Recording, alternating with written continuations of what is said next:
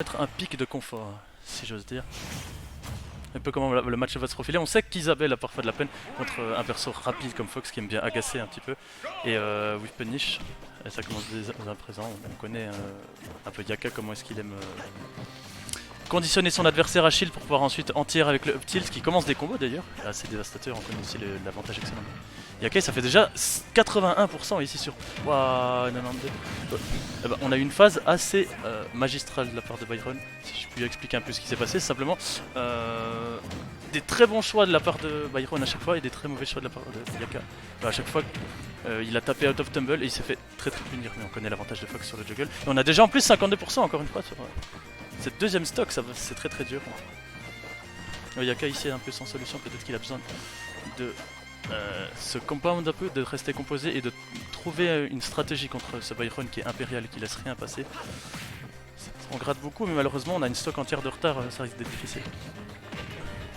Voilà, encore une fois on a un Byron qui ne laisse pas le momentum partir parce que même lorsqu'il se prend un tech chase, on ne se laisse pas faire puis on que sauvegarde avec une attaque. Et ça fait déjà 100, on a vraiment des phases de juggle qui sont monstrueuses ici avec le Fox de Byron.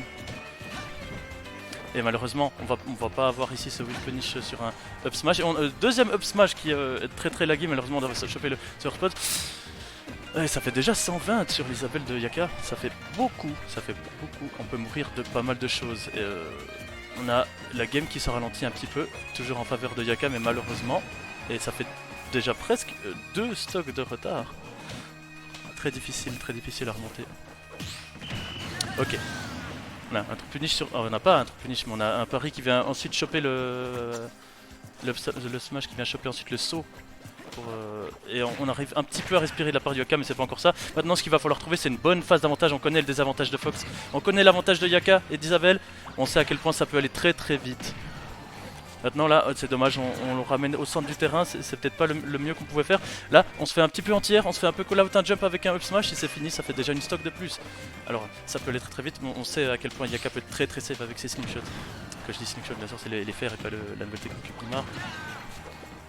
Vous voyez ici qu'on commence à se reprendre ici, on commence à se reprendre de la part de Yaka. On a son avantage qui commence à reprendre ici. Toujours pas de call out de jump, peut-être qu'on s'est fait coach sauvegarde encore une fois. Et on l'a vu, on l'a dit, on la call. Le mauvais désavantage de Fox. Le mauvais désavantage de Fox qui va le... Ouh là, on a des deux côtés, ça patouille un peu, ça bafouille. Et cette fois, ce up smash, qui doit être genre le 8ème cette fois de la game, va enfin passer, ça va enfin passer. Et on ramène la game, on va pas se laisser out momentum par Yaka. Hein. Ok, game plutôt even, au semblant pourtant l'avantage du Fox de Byron, malheureusement. Pour Byron, Yaka qui a réussi à se calmer et qui a bien réussi à remonter cette game. Vous voyez, Isabelle qui aime beaucoup ce slow pace de game et qui aime bien poser son jeu, poser son Lloyd et commencer à menacer un petit peu, à agacer avec ses projectiles, alors que Fox aime beaucoup plus te dire voilà, je suis à telle distance de toi, si tu fais quoi que ce soit je te punis. Et là on le voit ici de la part de Byron qui couvre deux options en même temps. Et on a couvert le saut parce que le saut est une des options favorites de Yaka pour revenir au centre du terrain. Malheureusement ça lui coûte extrêmement cher, on a déjà 100% ici. Encore une fois, on va pas être puni. Les options ledge qui sont parfois un peu compliquées sur Isabelle de punir. On a déjà 120, on peut mourir de beaucoup de choses, y compris du back air. Maintenant ça va être très dur. Byron qui se fait un petit peu submerger parfois par les projectiles, qui est un peu sans solution.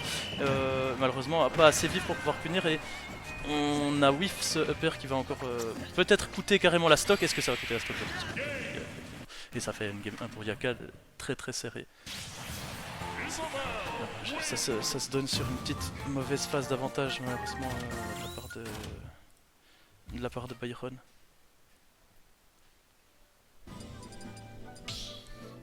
Et on retourne sur PS2, on a vu que ça marchait bien pour les deux joueurs en vérité.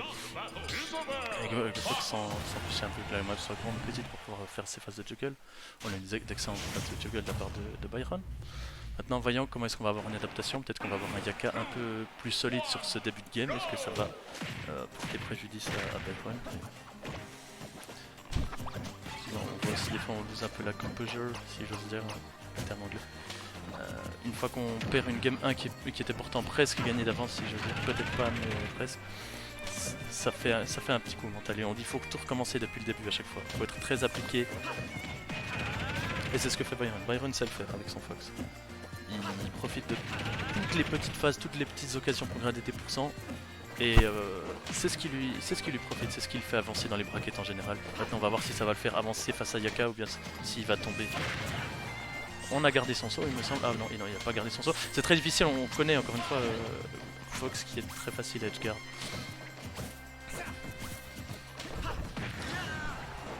On a pas mal d'anti-air ici, on collabore un petit peu les approches au nerf avec les propres nerfs d'Isabelle de la part de Yaka. On va voir un petit peu comment ça va se jouer. On sait que un hit de F-tilt de Yaka, c'est ce qu'il essaie d'obtenir, ça fait un Fox off stage. Et un Fox off stage ça veut dire peut-être la mort, surtout avec un avantage comme celui d'Isabelle. Malheureusement ça n'a pas fonctionné. Et on essaie encore une fois de se trop punir, je pense que le down smash avait fait le jab exactement. Malheureusement les deux se trompent de punish, mais ça va profiter à Yaka et ça fait une stock d'avance encore pour Yaka. Est-ce que, oui voilà. On a réussi à passer au-dessus de la hitbox et de punir. On sait de la part de Byron que Yaka aime beaucoup revenir sur le stage. Qu'un double saut slingshot, ça punit, ça passe au-dessus. Est-ce que ça passera la prochaine fois? Je ne sais pas. Est-ce que ça va le conditionner à ne plus le faire? Bonne question. Et apparemment pas. Mais le souci parfois c'est que Isabelle est quand même vachement difficile à punir de ce côté là sur la part de Fox. À voir comment ça va se jouer. Vous voyez ici on a encore une fois un call-out de cette même option de la part de Byron. Malheureusement son air s'est fait battre. Et ça c'est un gros souci. Peut-être un peu d'agacement aussi de la part de Byron. On n'arrive pas à jouer autour de toutes ces hitbox, on doit jouer tellement précautionneusement. Alors qu'à l'inverse, on a plutôt un Yaka qui joue de façon très tranquille et qui veut juste poser ses hitbox et ses pièges, ses projectiles pour pouvoir piéger le Fox. On voit que ça coûte aussi énormément de santé mentale aux joueurs qui est Byron. Malheureusement, est-ce que ça va lui coûter la stock? Parfois, si on arrive à sortir de ce genre de ledge trap, ça peut être très crucial pour la game. Il y arrive maintenant à 150%, il n'a plus le droit à l'erreur. On profite malgré le steal de pouvoir anti-air et de sortir de situations parfois épineuses avec ce dommage. On va voir maintenant si les phases de ledge trap vont lui profiter. On est parfois un petit peu hésitant sur ces phases de ledge trap vraiment de la part de Byron. On attend certaines options de la part de Yaka que Yaka fait beaucoup du coup. Et ça conditionne pas mal à les attendre. Malheureusement on les attend pas. Et là on a encore une fois le confirme, jab down smash, et le père ne va pas tuer malheureusement. Là on a une situation où Yaka se met exprès au ledge, et on a... C'est très drôle parce que dans cette game, chacun a pris la stock deux fois de la même façon à son adversaire. Voyons si les deux vont réussir à corriger un petit peu leurs erreurs.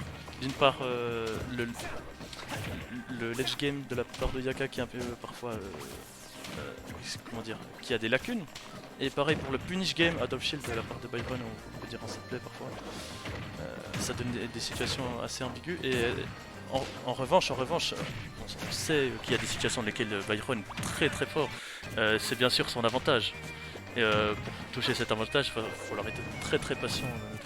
Et là on voit beaucoup de bait ici, de double nerf de la part de Yaka. On essaie absolument, on veut mettre ce Fox en tumble, on veut le mettre upstage. On le veut upstage parce que c'est presque gratuit, je dis bien presque. Parce que on a des 50-50, on a des situations où Fox est presque totalement mort lorsqu'il se retrouve upstage face à un perso comme Isabelle. Donc on veut absolument, on ne veut pas choper un up smash ou une espèce de setup, on veut juste le mettre dehors.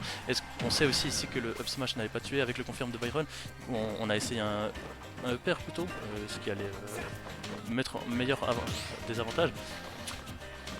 Et là on n'arrive pas à tuer. On a vu l'up smash qui a essayé de sortir. On essaie beaucoup d'en tirer de la part des deux persos parce qu'on a énormément Yaka qui fait des approches aériennes, il n'a pas peur.